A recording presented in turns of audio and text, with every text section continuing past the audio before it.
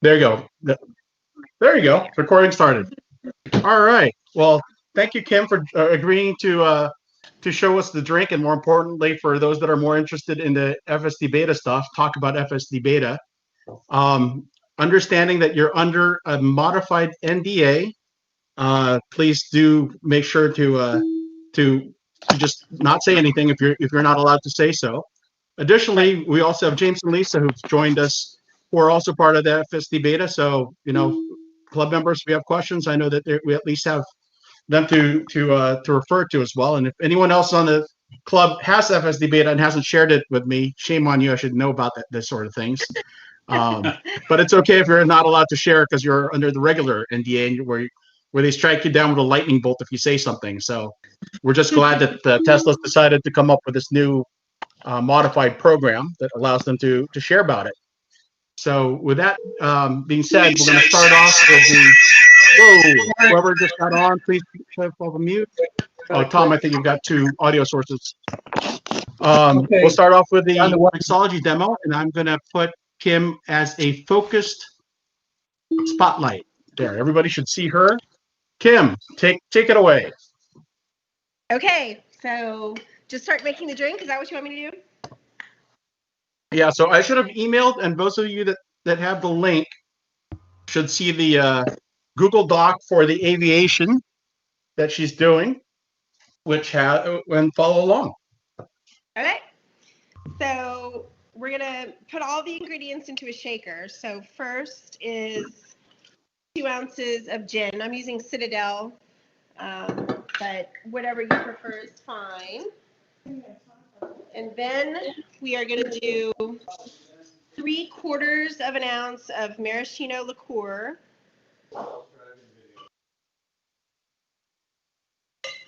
Then 3/4 of an ounce of lemon juice. And then 1/4 or a bar spoon, or if you're doing the creme de violette. I guess for many years, creme de violette was not available, and so they stopped making it. This is actually a Prohibition era drink, and it kind of went away because they stopped making creme de violette, and then somebody started making it again, and it made a comeback, basically. So then we're going to shake it in the shaker. It's super cold.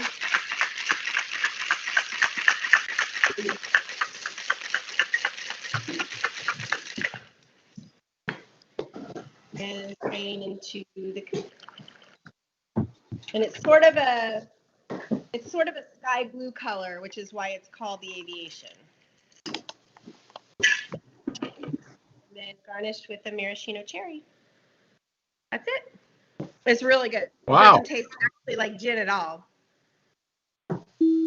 So if you want to take a photo of that to tweet out, because part of the reason that we've decided to do the quick drink demo at front is, Kim, over this past quarantine period, you've been known for starting off everybody's happy hours with your drinks on Twitter. So we appreciate you sharing that with us as the experience goes. But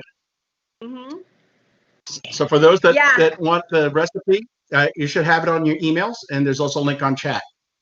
Now, if you got questions, do type it away or ask along the way. But this is really an interactive session that we're hoping to have to talk FSD and to talk drinks. If you want to ask about the drinks first, I guess is the first thing that we have on there. If anyone has any questions about the drinks, please do ask. Everybody's kind of sees it all on Twitter already, so. Excellent. Oh, what was that sound? I know. All right. So, Kim, tell us a little bit about yourself. I mean, I guess as a starter, obviously the Model 3 is your second Tesla, from what I remember. But tell us about your Tesla experience and tell us a bit about yourself so that people that don't know you get to know you better. Okay. Well, I have been a flight attendant for Delta for 31 years. I'm currently on furlough voluntarily because of COVID. So I have a lot of time to learn how to make new cocktails. I live in Newport, Rhode Island, and I've been here for, I guess, 13 years almost now. And yeah, this is my second Tesla. I had a Model S prior to this, S70D with Autopilot 1, and got the Model 3 2 years ago, I guess, a little over 2 years ago. And it's a unicorn, silver with white interior, stealth performance. So yeah, I've been following Tesla since the Roadster, and the Model S was my dream car, and I couldn't believe that we got it. And then yeah, and now I've got the Model 3, which I love. Now, your Model S had AP1, if I remember correctly, right? Yes, yeah. And I drove that So- car for 2 years, commuting from Newport, Rhode Island to JFK, which is 185 miles. And I was doing it on the One old way? autopilot. Yeah, one way. But I mean, I was only flying like maybe 2 or 3 trips a month because I was doing a lot of Asia then. So I didn't have to fly very often because the trips were worth a lot of hours because they were so far. Mhm. So, but yeah, it was, you know, as we all know, it's just changed my life, even just having AP1. So yeah, one of those things you can't go back once you have it. Spoiled. So, as far as those trips, and you were doing 185 miles one way, and it was a 75, so that had a 270. So that had a 220-mile range, 230-mile range. I think it was like 238, something like that. And how did you do in the winter? I mean, that's one thing we don't have to worry about typically here in Southern California, right? We don't really worry about the winter drop that you guys get in colder weather. Yeah. What does that really equate to in colder weather? I mean, I'm actually not like super technical when it comes to my car, even now.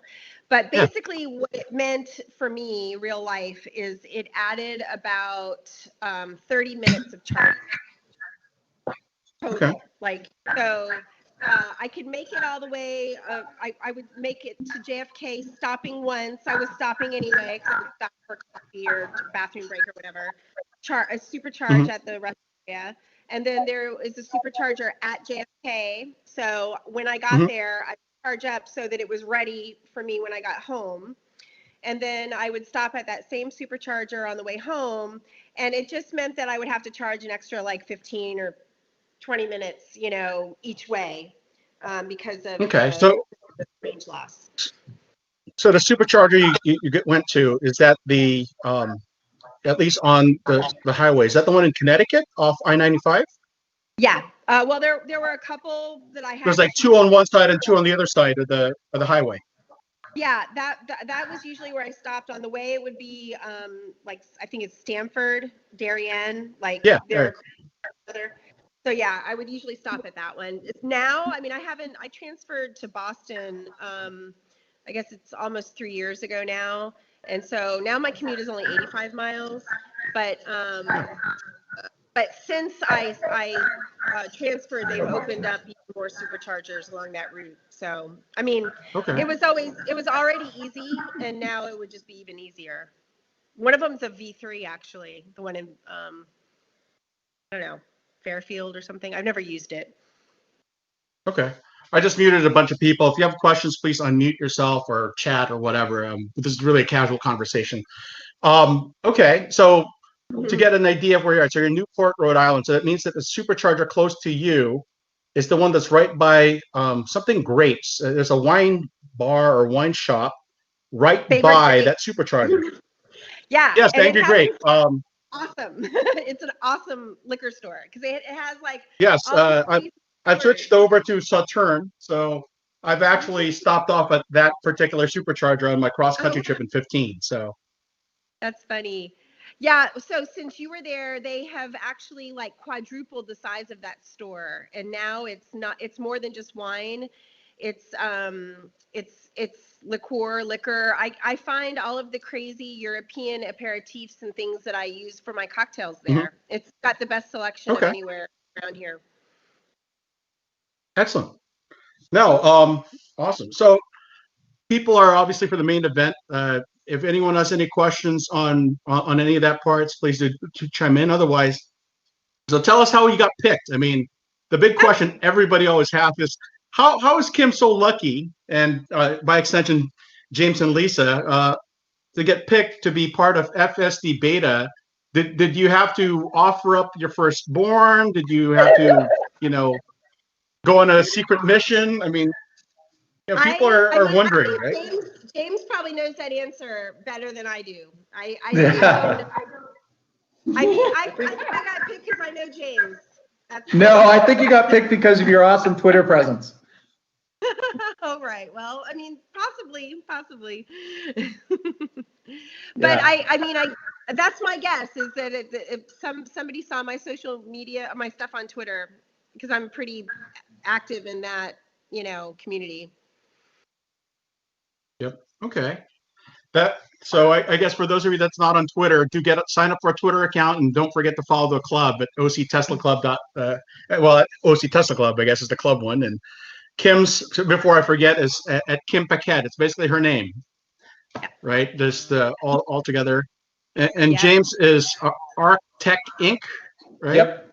I gotta change that. I gotta put it or something. Yeah, put something that people can. I mean, if you use it for your business, that's fine too. So one of the things that people are always wondering is like, you guys are able to share your experiences with FSD Beta online to the community, and that's so different from what Tesla used to do with early access. I mean, for example, for our club, we've had EA access members before, but they weren't allowed to share anything, right? I mean, that's been the case since the club was founded in late 2013, early 2014. And back then, it was really, really big tests and stuff. What you would do, there was a lot of beta stuff that people would do. So, as far as how you guys are able to share, Kim, I know you share yours on your Twitter. I'm hearing an echo. Yeah, there's a James and Lisa. It's either you or Kim. So, all right, James, do unmute yourself when you have to jump in. But yeah, so the question is, how do people find the content that you've created? So in your case, Kim, I believe you just do yours on Twitter. Is that correct? I just do it on Twitter. I mean, people have asked me to put it on YouTube, and I mean, I guess I'm just lazy. I kind of feel like my videos are all like 30 seconds to maybe a minute or a minute and 15 seconds, like whatever the max is for Twitter. But I just try to show, just the like one little interesting case and then move on to the next one. I don't post full drives. I don't do any of that stuff. And so I kind of feel like it's silly to like make somebody sit through an ad or however it works on YouTube. I don't even use YouTube like to watch other people. Like I just don't even use it at all, except for to watch SpaceX launch. Like that's the only thing that I use YouTube for. So I have seen my videos on YouTube without my permission. So I'm sure if you search for me, like you'll find a channel that's showing them. But I put them all on Twitter. I just feel like, Okay. yeah, it's easy for me and easy for other people. And I know not everybody's on Twitter. James, you do a full feature videos on yours though, right? So if you want to put that on the chat for folks, I can read out the link. And I think people have questions on. Go ahead, James. Sorry, I was gonna say I chose to use YouTube because I could post the 4K videos, so people can see the screen and the higher resolution. With with Twitter, you get the lower resolution video. So that was just a decision I made, and then I started doing the longer videos, which fed right into the YouTube presence. Mm-hmm. Okay. So Kim, you might want to consider TikTok then. I guess isn't that a short video format? Yeah. The one with the kids. Yeah, maybe I could look into that. I don't even have TikTok. I see whenever I see TikTok, it's when like somebody posted on Twitter. But I guess I can check into that. That has been suggested by a couple people. Okay. Yeah. Yeah. So we have a question that's coming from Stuart. Hi. or just have me read it, but your video is kind of frozen. Oh, there you go. Your video is running again. So Stuart, if you want to ask a question, or the question is, what is the most interesting case you've had so far, from Stuart? And I guess it's open to both of you, but Kim, you first. For me, I've been really impressed with how FSD Beta has identified pedestrians and cyclists, and how it reacts to them. It's surprisingly good, and I mean, it sees them sometimes when I haven't even seen them yet. I posted one of my videos where I was like, why isn't my car going? Like, come on, let's go. And then I looked at the screen and it saw people that I didn't see because my A-pillar was in the way, you know? And it was like an odd shaped intersection, kind of on a tilt, you know, it wasn't straight. And so I didn't see these people, but it saw them. It sees people getting out of their cars. It sees dogs. Like it'll render the person as a box, and it'll render the square or the dog as a square or a lower box. Like it sees all that stuff, and it's, you know, surprisingly good. Like I've had it be, you know, take wide turns and come close to cars. It's never come close to a person. Like it's really, really good at reacting to pedestrians and cyclists. Same thing, you know. And so that's been like kind of the most interesting thing to me, is that it acts like I would act when dealing with people. Okay, so it's not a good player of Death Race 2000, but it's really good at avoiding people. Yeah, it's very good at avoiding people. Yeah. Okay, I guess I'm dating myself, but I'm sure all the rest of you may have watched that movie, or at least remember it from way back. So tell us. One of the things that I remember you discussing with our friends from New York was the special nature of being the first person. I mean, you're like one of the first people outside of California to get the FSD Beta, and you get a lot of communications with people from around the world because of where you live in Newport, Rhode Island, not Newport Beach, California. And how it really is a good test bed for Europe, I think is what you mentioned, or at least other parts of the world. I feel like that. And honestly, parts of town like Beta is not ready for yet. It's just not. You know, it's still not very good at like the tight left-hand turns down super narrow streets. It gets it most of the time, but sometimes it doesn't. But I feel like Newport is a colonial town. The old part of town is all one-way streets that are very tight, very oddly shaped intersections that are going off in like 5 different directions. It's not like these neat grids like, you know, California or New York or, you know, whatever. And so it's been surprisingly good, like in places where I would expect it to struggle. And I feel like I don't think that it's ready yet for the type of driving I'm doing, but I think it's really cool that I'm helping it get there, you know, and that yes, it is like more like European streets, and a lot of the people that comment on my videos are from Europe, and they are saying, yes, that looks like something where I live, and if it can do that where you live, it'll be able to do that in Europe. So it's kind of cool. Cool. So I guess you know, once they train it there, you know, maybe for FSD Canada, you know, Ian over here might get it, because I mean, I don't know how close you are to Quebec City, Ian, but you know, if I think of the closest thing to Europe that I've ever visited in North America, is it's Quebec City. Yeah, exactly. It's very much like Europe, because the cities are, you know, you're talking about a city that's 400 odd years old. Even Montreal is close to the same age. We have a lot of small streets in old Montreal that look exactly like that, like literally just like in Europe, where you see the cars, you know, with the wheels up on the sidewalk type of thing, so that they don't get their mirrors taken off. Yeah. So yeah, no, I've watched a few of the really narrow streets that you've navigated, and I was pretty impressed with it, I have to say. Yeah, it does surprisingly well on them. So Phil Tipper asks the question. Oh, go ahead.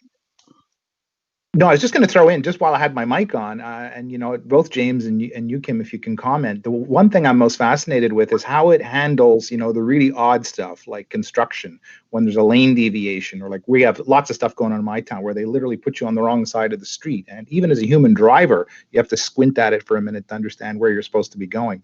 If either of you could share a little bit about anything you've run into like that would be wonderful.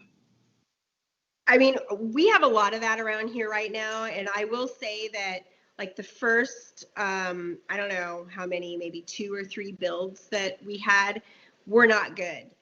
For my car, it was having a problem when the cones were on both sides.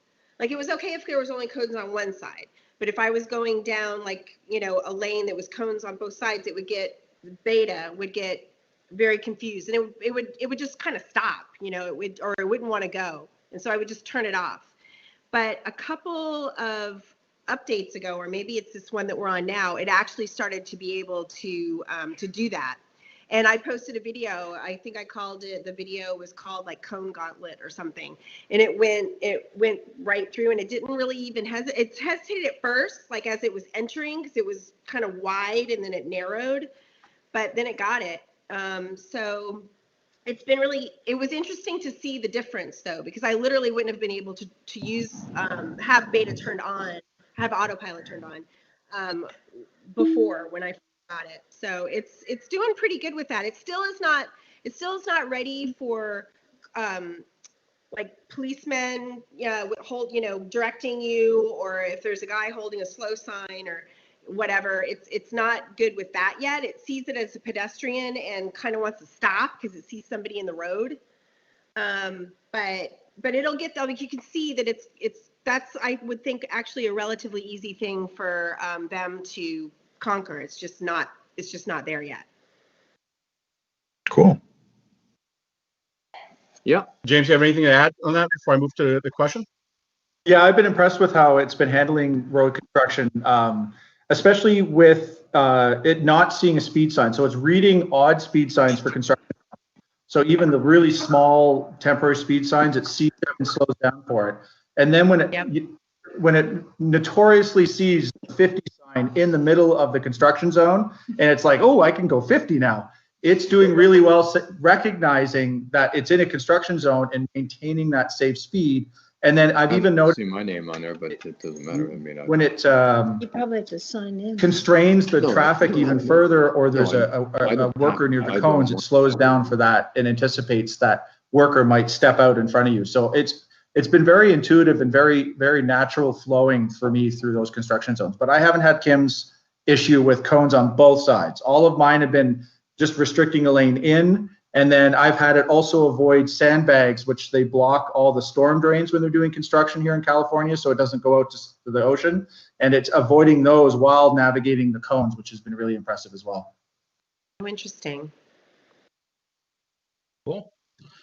So, James, while we have your speaker on, your YouTube channel you put on chat, but those that haven't read chat, it's youtube.com/c/James Locke, LOCKE, all one word. So it's just, I guess you put James and Lisa on yours, so it's on the chat if you don't have access to that. So the question that I was about to ask was the one from Phil, which was, how does it handle right turns after a stop? So I think that's the same thing as you had from the like as far as inching itself outwards, I guess is the question. Yeah.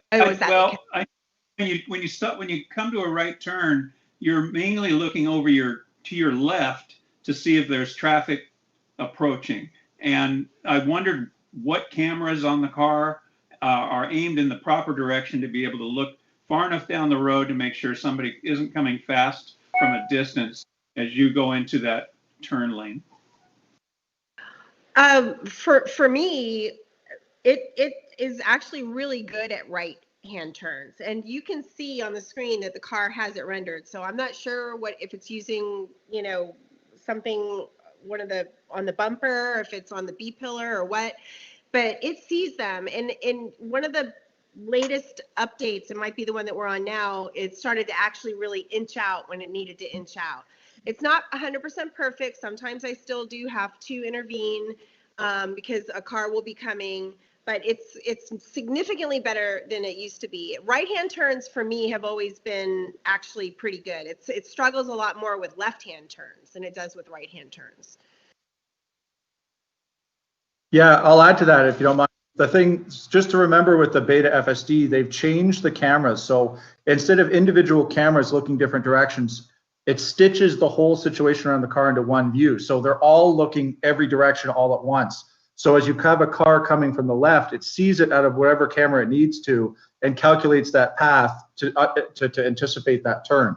So like Kim said, the right turns, it gets 9 times out of 10. I've had to stop it once or twice out of abundance of caution, thinking it was going to cut someone off. It was probably just creeping forward to look, but I didn't want to panic the driver coming.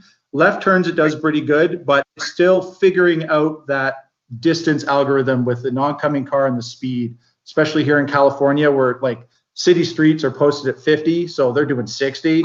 So that car is coming really fast on that uncontrolled left, and it's still having that math out, and I don't even let it try because I don't want to spook the oncoming car. But yeah, other than that, doing pretty well. I mean, that is actually the majority of my interventions are just not wanting to spook the other car. Like it's when there are no other cars around and I just let the car do, like today I posted a video of my car making a left and it came pretty close to a parked car. Normally I would have stopped it because if anybody was watching me, they would think that chick is maybe going to hit that car, but it didn't. The car stopped and then saw that it could make a maneuver and then continued on its own. But if there had been somebody behind me or somebody coming from the right, I wouldn't have let it do that just because, you know, it might have been off-putting to whoever was coming. So a lot of my interventions are just that. Like when it's inching out, like James, you just said, like one of the builds, I felt like it was inching, if it was inching out, it was doing it way too aggressively. So that to any oncoming car, it didn't look like I was inching out. It looked like I was going to go. And so I wouldn't let it do that because I don't want to freak out anybody driving around me. So. Cool. Next question's from Steven from New York. Have you had any snow yet? How does FSD handle in snow? And I guess a Dirty Tesla on Twitter has showed his Model 3 with FSD Beta on dirt roads. So have you had snow yet? Or are you supposed to be able to test it in there? I don't think it's ready for snow. It's not ready for snow. I had snow once, but I didn't really try to drive in it. But no, I don't. I think they've told us that that's not ready yet. So. Okay. Yeah, I wouldn't be ready for snow if it was in, it's Southern California, so it's probably as ready as I am for that. But I mean, it's one of those things where obviously if it's not ready yet, that means that it's going to be ready. Just not yet. Like, I mean, they're on it. You know, that's obviously a pretty obvious issue that will need to be resolved. So I'm sure that it's coming. That's a huge issue for us, obviously, up in Canada, because, Trev and I have talked about it on the show several times. We have huge problems just with regular autopilot here in winter with EAP. The minute there's any kind of accumulation of snow or ice on the cameras, it's game over. It won't do anything. And since, none of them are heated, we don't know how this is going to get resolved. I'm worried that this is going to be a problem for time to come until they have some, I don't know if they're going to have to retrofit some of the cameras with some sort of washing mechanism or heaters or whatever, but I don't see how they're going to overcome it based on the challenges that we've already experienced with the current levels of FSD. Yeah, I think the solution from Tesla, Ian, frankly, is trade in your car and buy a new one. No. Yeah. Let's hope that's not stock price has gone up. You're invested in Tesla, aren't you? I mean. Yeah. I'm hoping to retire though. I don't want to be on the trade-in for life plan here. One day. I mean, my feeling on it is that it's a pretty obvious issue for a lot of the world, and they're not stupid. I mean, they must have something some way that they're gonna address it, if it's with vision or what. But I mean, that's pretty obvious to me. So they're smarter than I am, but I'm going to assume that they've got this figured out somehow. Okay. We shall Jeff see. had a question for James, actually. Have you had any more debris avoidance incidents? Actually, yeah, I have. I've had a couple. We had some tree clearing going on, and they were wood chipping, and it was actually avoiding the tree debris along the side of the road really well, and clearing that without any issue. And then the tumbleweed, the 6-foot tumbleweed that looked like a garage bin going across the road. We haven't had any more situations like that. But we have seen situations where something small on the road, like I'm trying to think of an example. It's like garbage. Yeah, like garbage or just weird little things blowing across the road it will avoid and veer. For the life of me, I can't find a pothole right now. I mean, every time I've lost a tire, it's because of a pothole, but when you want one to test it, you can't find one, right? So. Yeah, I haven't. Well, you live in the newer part of LA County, James. Santa Clarita is pretty good for maintaining. I mean, they're almost as good as Orange County for maintaining the roads up in Santa Clarita. It's, you go further south, you got to go downtown LA or take the, go down to Burbank or something to get the potholes. So you're just too far north. All right, next question is from Tom. Two questions actually. First one is how often do you get FSD updates, and then if you're able to share, can you give an example of a dangerous mistake that the beta has done at the moment? If you can't share, we understand. So those are the two questions from Tom queued up right now.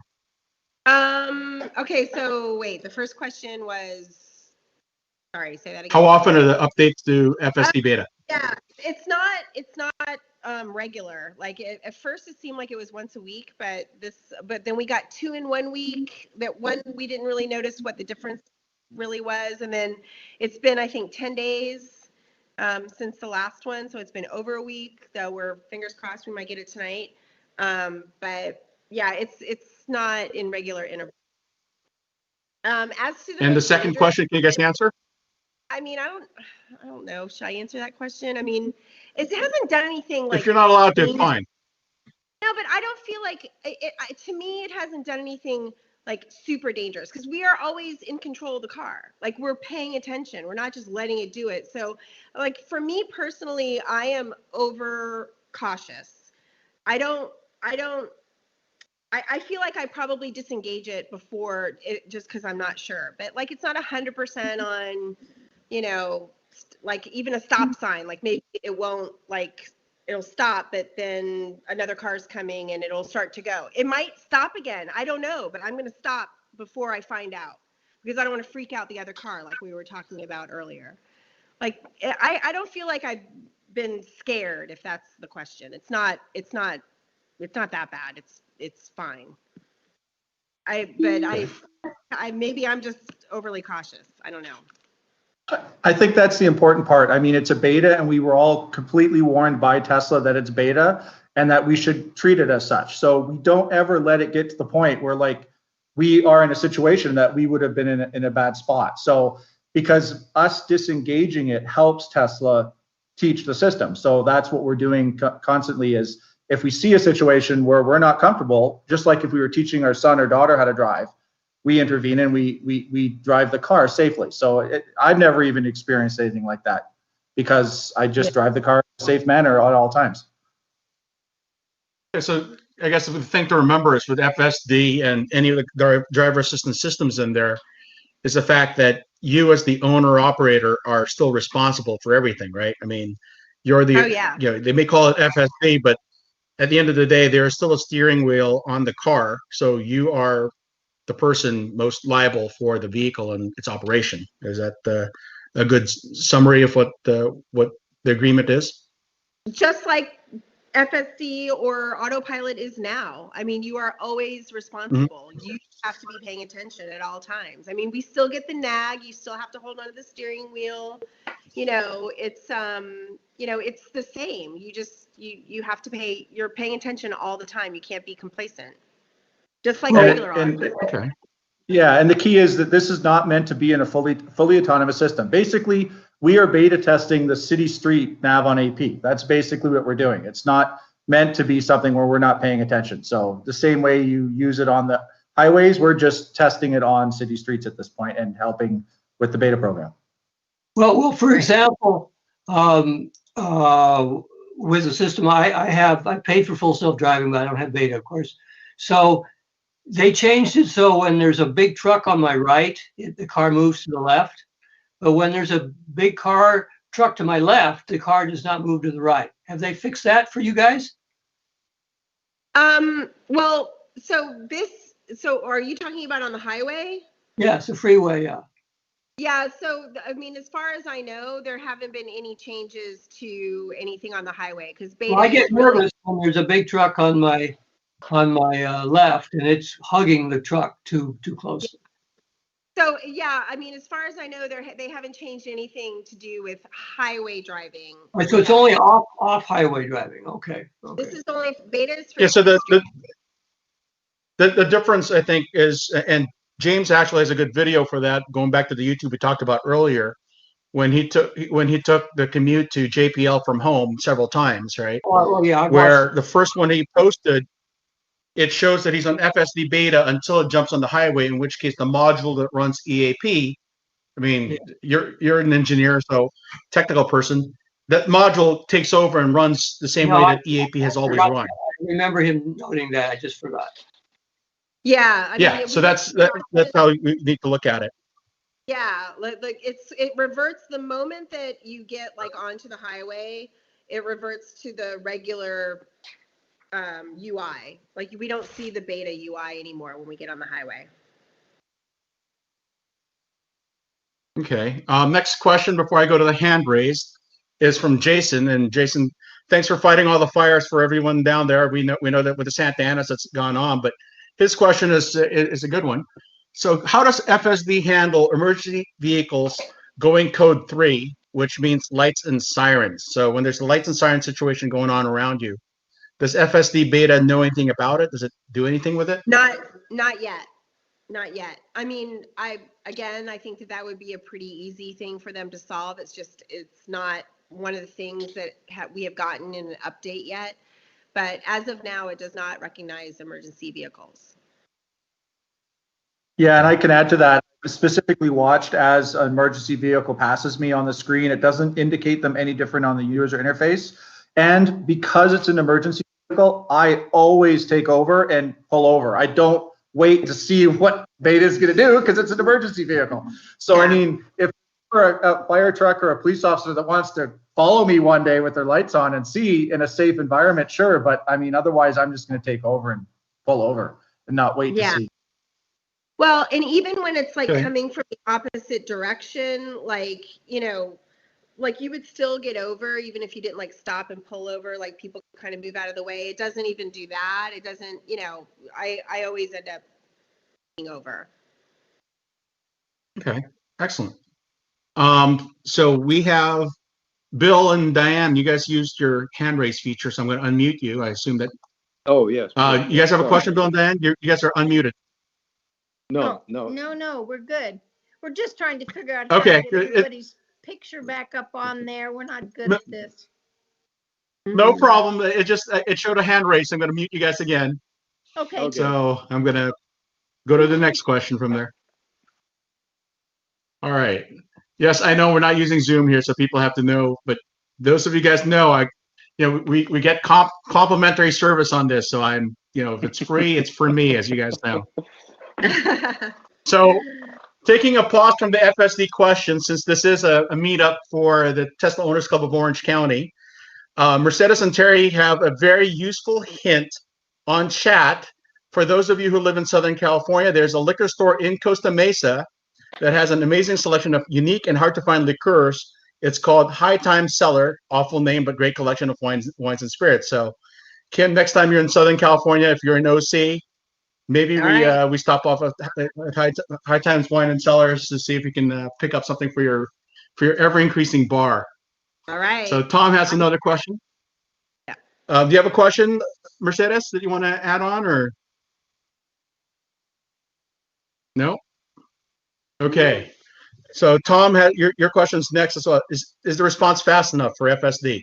I mean, do you guys feel that it's faster than you guys would do, or about the same, or if you want to clarify the question, Tom, go ahead and unmute.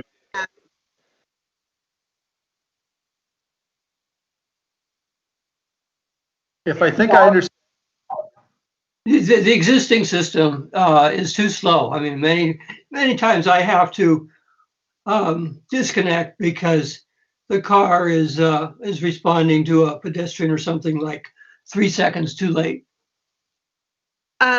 So most of the time, I feel like the car is acting actually very human-like. In the latest update we got, it's even more aggressive than it has been previously, especially with like merging onto a highway or going after a four-way stop or whatever. It's been much more aggressive. For me, with pedestrians, it's always been it didn't need it's been very human-like from the get-go. So but when it comes to merging, accelerating after a red light or a stop sign or whatever, it's gotten a lot better with the last update, I feel like. But I didn't feel like it was bad before unless it was confused.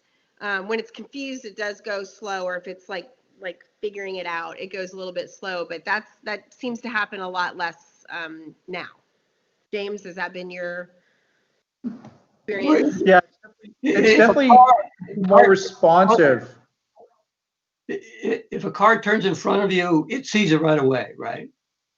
Yeah, I mean, we can see what it sees. One thing that it does much better than current FSD is it doesn't freak out when a car is like maybe cutting, like it seems to respond appropriately.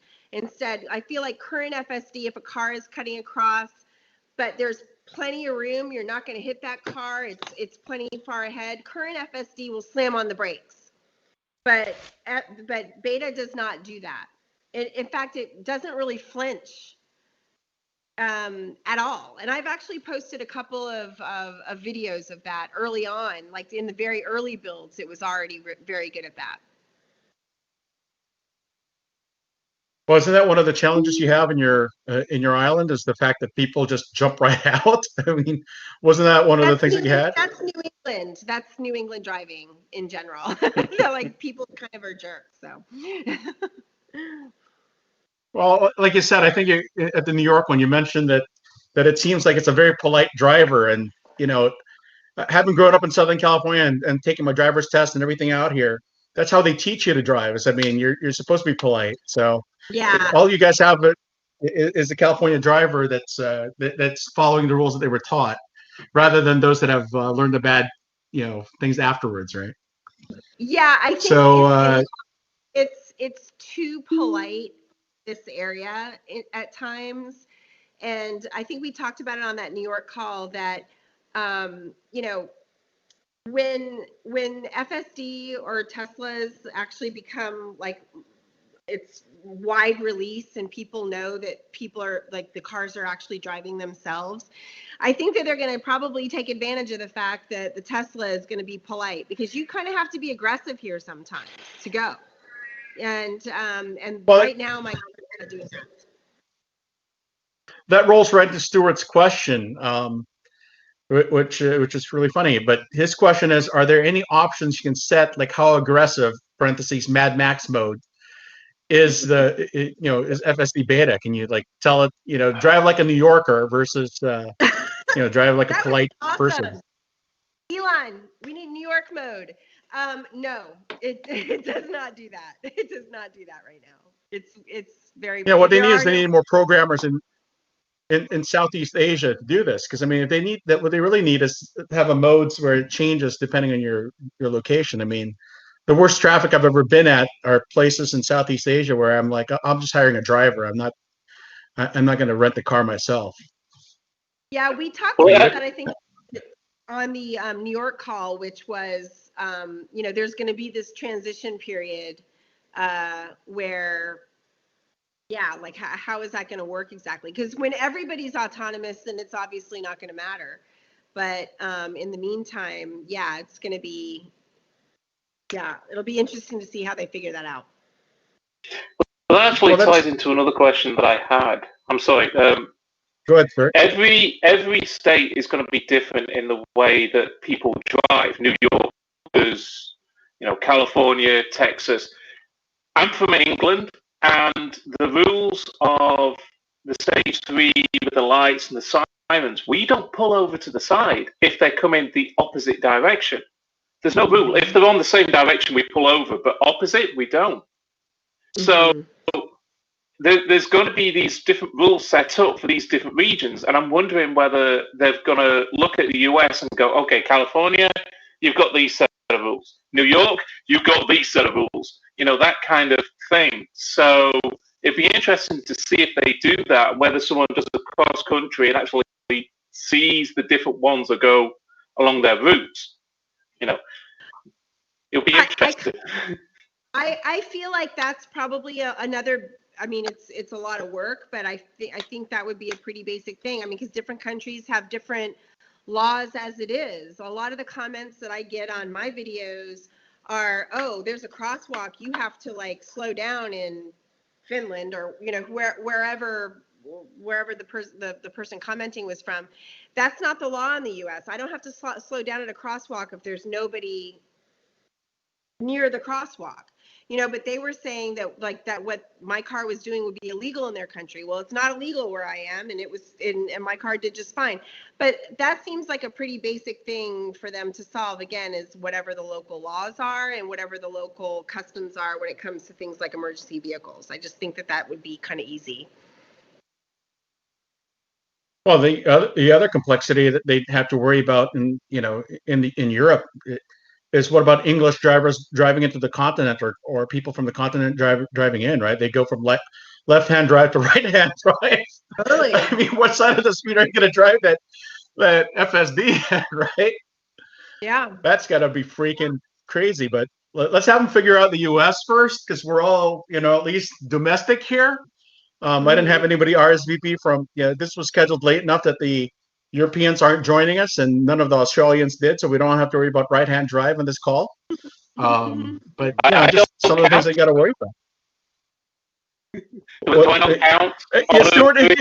Stuart, if you're driving the wrong side of the road, I am surprised that you're still with us.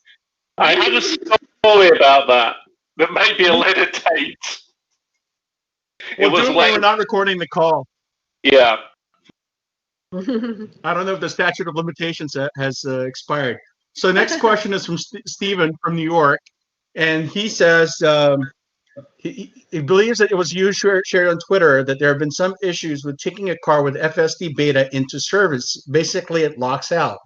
So I think you and I talked about this earlier before the call started, but for those on the call, let them know what they're that they shouldn't begrudge you your early access, because it comes with hassles. So can you share the hassle of taking a car into service while you're in the beta program? Yeah, so I think it was maybe the second day that I had the beta software. I had an issue where my charge port door would not open, and I had this issue in the past, off and on. It's never been consistent. And if I pried it open, the pins were not necessarily ready to accept the charging cable.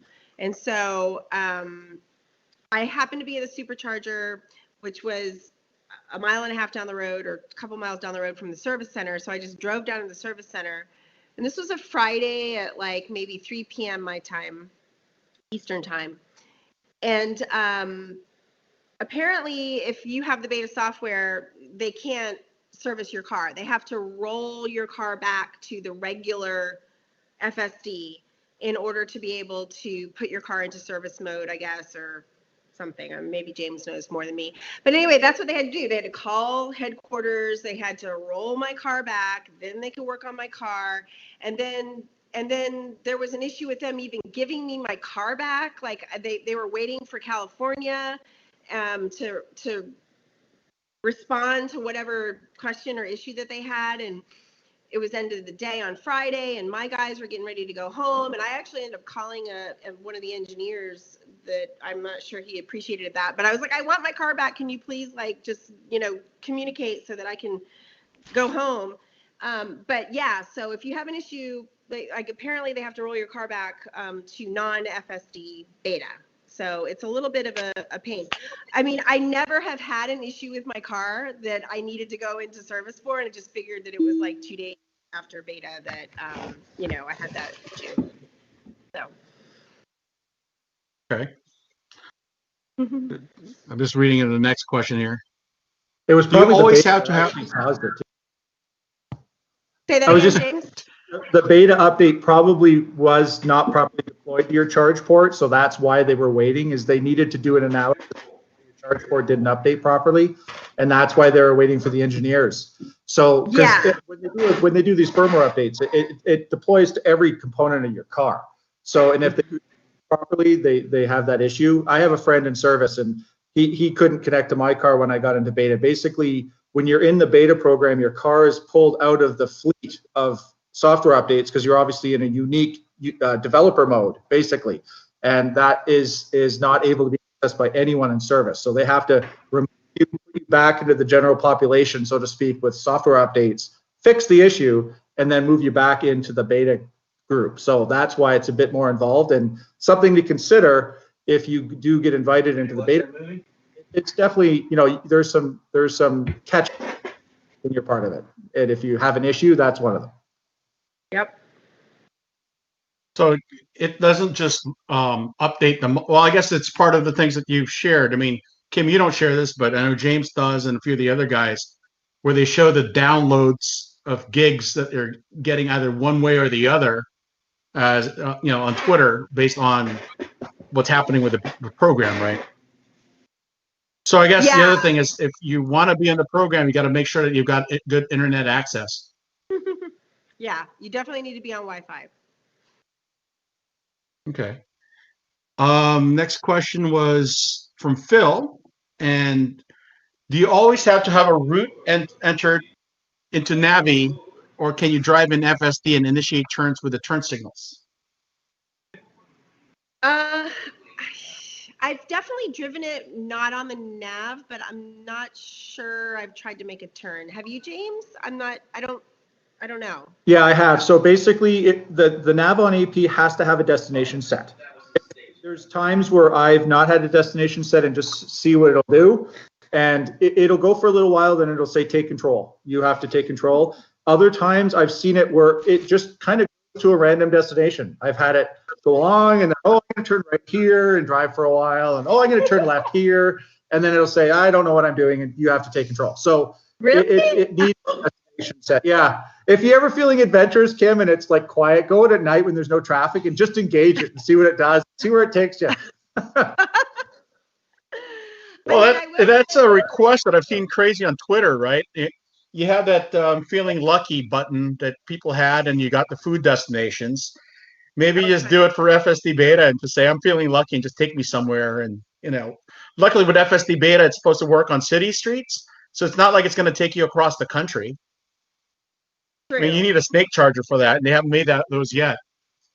One thing I will add to that, I mean, it's not exactly the question, but just a tidbit.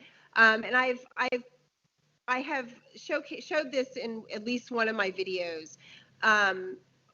When you're on Nav on Auto or FSD and you have your destination, if for whatever reason you have deviated from that, one time it was because there was a detour. That was actually the video that I posted. The road was blocked. There was a cop directing traffic.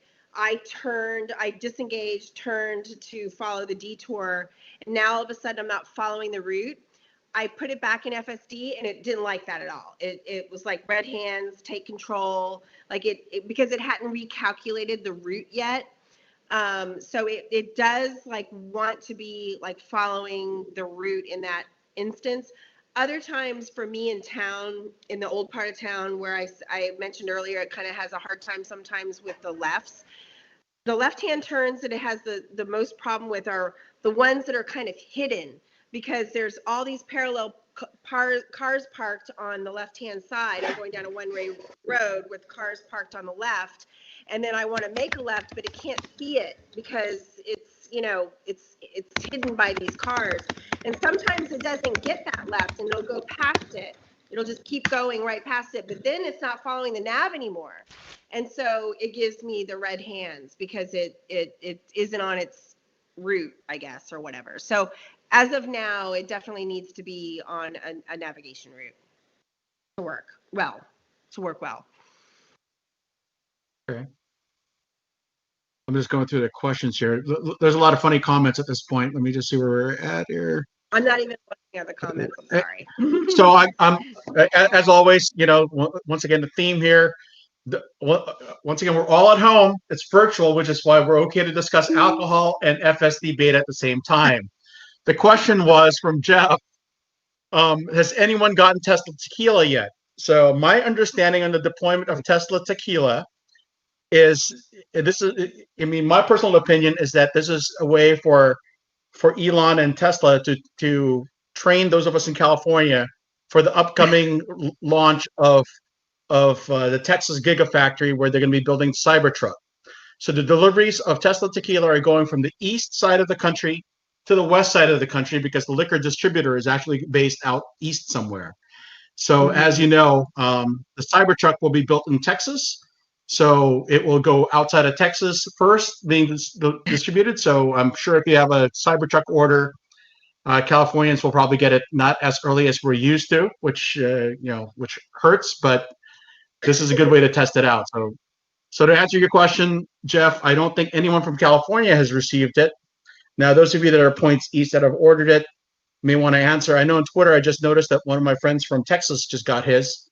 So it's making its way east, and hopefully it'll hit here before Christmas. And Kim, that was one of the things that I should have brought up. Maybe we should have come up with a recipe that included tequila for tonight, so we know what to drink with our Tesla tequila. I still haven't gotten my tequila, and I'm on the East Coast. I got the confirmation email that it was being shipped, or the shipping email. What day is today? Thursday. So I got it on Friday. I got it almost a week ago, and I still haven't found it. And my tracking number doesn't work.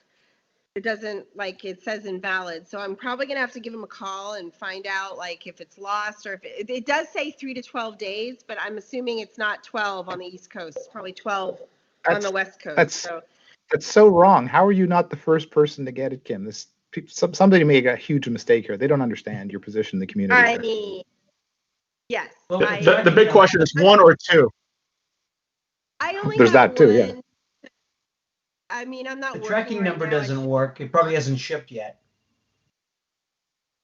It says it. It told me I got the email said your order has shipped, and that was on Friday. That usually means that they printed the label. That's when you get that email. It doesn't mean that it's actually on a truck. That was 7 days ago. Nobody said they're quick. Maybe they're drinking their product along the time that they're packing it, Kim. Yeah. You'll get an empty I was going to bottle. say, you may end up with an empty bottle. I mean, I'm not going to drink it anyway. I don't know if I've never had any alcohol that costs that much, so I don't know if I should drink it. So we'll see. Maybe one night I'll just open it up. Who knows? But I don't plan on it. Let's put it that way. Well, that's You could good. drink it, sell the bottle. Look, that's what people were selling on eBay, right? They were selling the empty bottles. When it first came out, it was supposed to be limited. I mean, I remember seeing for like $800 for the bottle and $750. And I think the tequila that they use on it, at least some people have posted, were like a $50 bottle of tequila. Though Javier Verdura, the designer, was saying that that's not the same one that they're using for it. So call it double. Maybe it's $100 bottle of tequila and $150 bottle of Tesla. It'll be interesting to see what actually happens, because technically, obviously, it's illegal for somebody to sell a bottle of alcohol on eBay. So is the empty bottle actually? Well, they're selling the empty. Yeah, they're selling the empty bottle. But is it really the empty bottle, or are they selling you the bottle, but they're giving you the tequila for free? You know what I'm that's saying? a good question. Yeah. Yeah, we'll see. You buy the and- bottle, the tequila is free. Exactly. That's funny. So Stephen has some questions. No, these are not questions. They're just some comments you can read on chat. John, left-hand turn right takes. Yeah, I don't understand the point in John's question or comment. In New Jersey, the first left-hand turn driver takes the tourist tip when intersection when the light turns green. Yeah, okay, I remember that. But there's not that many lefts in New Jersey. If I'm No, it's usually a jug handle when you do New Jersey, and I think we talked about jug handle turns, Kim, which you don't have much of in Rhode Island. So Yeah, we don't have that. Jeff got a 6 gigabyte nav update. Stuart was commenting on something else that I don't know what it was relating. There was a question from Thomas, though. I think you've answered that, James and Lisa, on Model X for Model S drivers, because there's a lot. Oh, yeah. So Silicon Valley Club was the first, John from Silicon Valley was the first one to get the FSD Beta. It's got a lot of content on it, and it went in on a Model X. So if you want to see what it looks like with a Model S or a Model X, that's on there as well. And we actually have one of the latest people added. Chazman, I think is his handle on Twitter. He has a Y, and he's I think the only Y that people have right now. That's good. There was a request from Jeff to share Carolyn's or the Better Half's artwork. So behind us is her drawings. If you look at all our videos, there's usually a drawing that's related to our guest, and we're all sharing a drink out of Kim's bar where we're discussing FSD Beta. I'll probably tweet this out closer pictures of it later on, but that's what we have there. So it's an FSD Beta city street scene with an event going on, and she had to draw the orange cones because that's what we have, and those of us that don't have FSD Beta, we see the orange cones on our screens when we drive by with our autopilot. So thank you for the request, Jeff. John needs Starlink. DSL speed is killing him. Go ahead. I wonder for the Christmas surprise if any of the FSD Beta is coming to all of us. Oh. Well, it's supposed to be four. Elon is in 5 builds ahead of the general public, and you guys are maybe 2 behind him or something. Is that been the consensus? I don't know. James, is that Elon? Well, no, because I remember him answering something on Twitter where people are asking, it's like, where are you in relation to the beta group? And he's like a couple of revs ahead or something. Right. But that's not ahead of us. We're way behind. No, I'm saying that in general, I think it's about five from there, assuming that there are gates that they say, okay, this is beta that's not being released. Because even when you look at autopilot, right?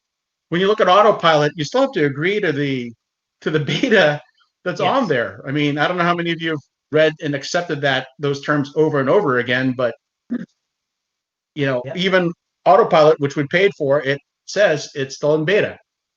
So, that's kind of what goes with it. Yeah. Here's a question from Steven. Any possibility that Tesla is doing what Cruise is doing, having the mothership take over manually when needed? So this is some dude with a driver controller. There's Tesla employees driving your car.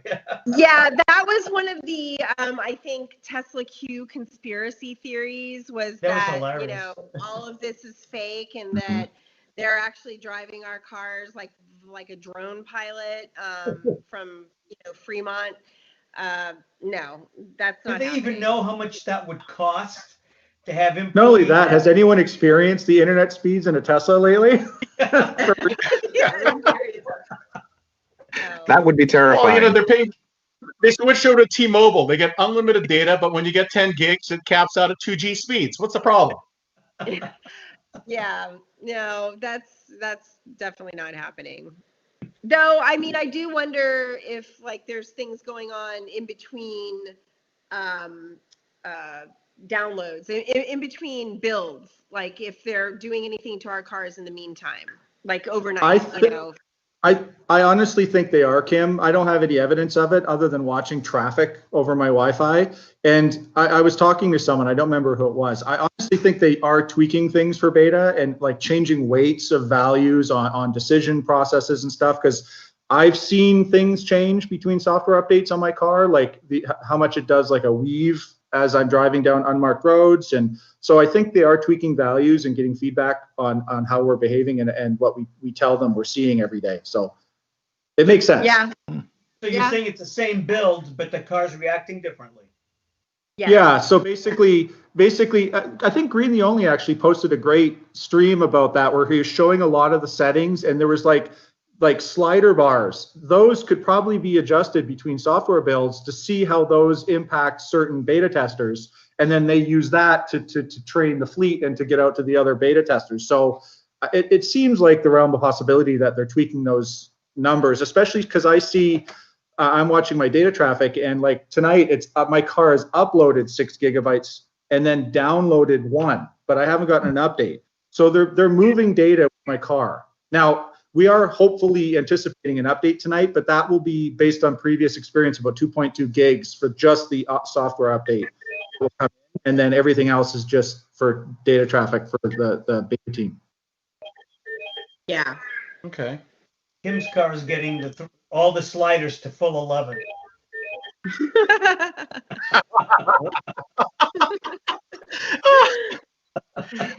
Spinal tap. Look, well, it's funny you guys are talking about Stuart. I don't know what your timing is with your questions, but your questions flow right into the conversation. So Stuart's question is: with the size of data that is being uploaded, are you limited to the trips taken between trips, or does the car tell you when it needs to upload? I don't think I understand the question. We're not limited. We can drive as much as we want, but basically the car buffers the data on the local media and uses cell phone and Wi-Fi as it needs it. I don't know what ratio and what's happening, but I do know I've seen a correlation between strong cell phone signal and a reduction in Wi-Fi upload after I get home after I drive. So basically what happens is every time we intervene, the car logs what we're doing. Like, why did they press the accelerator? Why did they turn the wheel in override? Why did they hit the brake? Those create videos. This is all against CN. These create videos that then upload over the cell phone network as allowed. And then when we get home, it just takes all our bandwidth. I see 50 megabit upload speed. Like I said, in my car, now it's done 7.4 gigs of upload. So it's uploading all that data for analysis. And I've seen when I have good cell phone signal, it's less data uploaded on Wi-Fi. So it must be sending it over the cell phone signal. From what I understand, I don't think they would ever stop beta, but it would probably be first in, last out. So as the buffer fills, we might lose data that hasn't uploaded yet if it hasn't. And so, I mean, we wouldn't stop driving per se, but we might lose a data point that hasn't uploaded if the cell phone network was down or something like that. They're out driving. Yeah, because that's what I was thinking, because I'm an engineer. It's like you've got so much size for your buffer. If you fill that in one sitting, then you can't do another drive and upload that one. You have to either overwrite what you've just done, or there's some way. And if you're saying it's already using the 3G, 4G to upload constantly, then it's doing a little trickle, and then once you get into a Wi-Fi range or whatever, it just does a mass upload. Yeah, and you're saying it's only recording and sending the alerts, the changes in you, taking control, those kind of things. It's not doing the whole trick. No, I don't think so. I don't know, because the other thing I've done is for me personally, I've just email and I send them a list with timestamps of things that I've observed. And when I do get a response, they've seemed to indicate that they've seen it. So I don't know if it's because, logic would dictate anytime I've told them something, it's because I've intervened. So it probably created a flag. But I don't know if they're recording our whole stream. I mean, they could possibly, who knows? We're beta testers. They may want all that data, but that would be a lot of data to That's exactly what I'm thinking. You've got all these cameras, you've got all the sensors going on, off. That is a lot to upload. Not just upload, but save on the car as well. You've got to have, either they've told you, okay, you need like 128 gigabyte USB drive, stick that in, that's dedicated to it. That's still going to fill pretty quick. But yeah, if it's doing it, then that's a lot. Are you guys required to have a USB stick stuck onto your car when you're part of the program? No. Do you have one? No, installed not in your phone? currently. Do you have Sentry mode? Yeah, but I don't think that they're related. Okay. They're not No, I was related. just wondering. I mean, besides, club members, Tesla now has, it's not eligible for the discount, the USB drive that they have, which Stuart, I think you're the one that pointed out to me, you picked up from Amazon from another supplier, but it doesn't have the Tesla logo on it. So it's under shop.tesla.com. It's not eligible for a discount, club discount though. I researched the USB and bought it on Amazon for half the price. So you're paying double for the Tesla logo. Well, that like sounds like a tequila. Tesla premium. So it's better than the tequila ratio. The tequila was five times, right? So 2x is not bad. I hope it's worth it. Whoever's bought it, I hope it's worth it. You know why it's tequila worth it? Get me drunk as quickly as You know why it's worth it there, Stuart? You go into Tesla, they can't say, you're not using an approved USB drive. You go, Tesla P, approved. Not, if it's not within spec. That funny thing that's happening in your car, it's happening because you've got a USB drive that doesn't, conform. Hey, I've had it happen, so that's why I bought it. Next time they say it, I'm going to be like, nah, it's your drive. So Ryan has a question. So this is a good one too. We're 15 minutes over, Kim. I don't know. I mean, I know it's getting late for you, but I don't know how late it gets. When do you think we will have robo-taxis with no drivers? I mean, honestly, I have no idea. I mean, assuming that it's like approved immediately by the federal government and it just like, is an easy, that part is easy.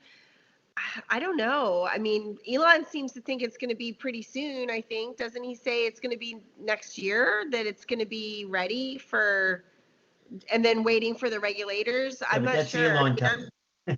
Yeah, I mean, Elon is definitely Elon time, but we were supposed to get roadsters this year. Yeah. If I remember correctly. I mean, I do feel hey, there's still a couple of weeks left. Yeah. I do feel like it's easy to see the path. I mean, it's definitely still in beta, but I really do feel like it's easy to see that it is going to happen. Like, I don't know what the timeline is. I'm not an expert on that. I mean, what do you think, James? But I mean, I do think that it's definitely going to happen, like, sooner than a lot of the critics think, anyway. I think we'll see it. I think some, like Ian mentioned, I'm really curious to see how they handle the cameras getting covered in snow or road grime and how they handle that. But I mean, like you said, Kim, I see a path to it happening. I don't know when. I mean, I could probably predict the lottery numbers better with better accuracy to guess what.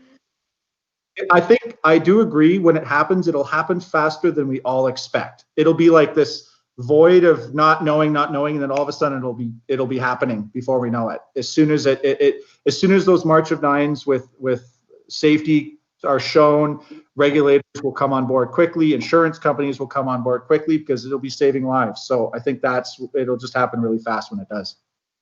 Yeah. Excellent. Well, once again, thank you. I mean, I don't know if you guys have any further questions. I've hit the end of this list. We're 20 minutes over my our scheduled time, but I just wanted to thank you, Kim, for joining us. And it's a bonus to have James join us as well for the FSD Beta stuff. Though, James, I haven't seen a nice drink from you, so you obviously couldn't show us a drink demo to start with. I'm just glad we're all home safe. Just want to take the opportunity. It's December. It's the start of the holidays. Start of Hanukkah. So those that celebrate Hanukkah, happy Hanukkah.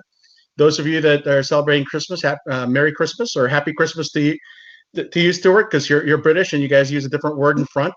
But it all means the same thing. And I don't think we have anything planned for the rest of the month. I know that there are several clubs that had something planned on the 12th, though I don't know if that's still happening up north. But under this lockdown, I really appreciate those of you that are able to join us and the like. This is my little bit of sanity. As some of you know, I've been of 260 days, and I appreciate each and every one of you, and have a good rest of your year. If I don't talk to you, otherwise, there's Twitter. You guys all have my email because you guys all had invites on this, or anything else. And thank you very much, Kim. And like I said, it's bonus, James and Lisa, for having you guys on here too to share your FSD experiences. And I'm going to need a good tequila recipe because Kim, I'm not spending $250 a bottle without cracking open one and drinking it, because as soon as we get it, which will be later than everybody else. It's definitely not going to go in a cocktail if I drink it. It's going to be straight up. That's the only way to drink it. Yeah, you don't want to mix it. Absolutely not. That's right. No. I think we need a Tesla tequila event, and we all take a shot like this at the same time when we get a As long as it's virtual and everyone is at their home, I'm okay with doing the alcohol ones. Mark knows I always have a little conniption when we do brewery events or anything like that, because I'm like, the liability of the alcohol. Isn't that why we need FSD? You guys know me. I mean, yeah. That's right. That's why we need Excellent. FSD. Well, we should have. We need to make sure that everything is all cleared by then. Yes. Awesome. Well, thank you very much, everyone. All right. Thank you, everyone. Thank you. It was fun. Great talking to you guys. All right. Cheers. Bye. Thanks so much. Thank you, Dennis. Bye. Happy holidays to you, Dennis. Thank you. Happy holidays. Happy holidays. Holidays, everybody. Holidays.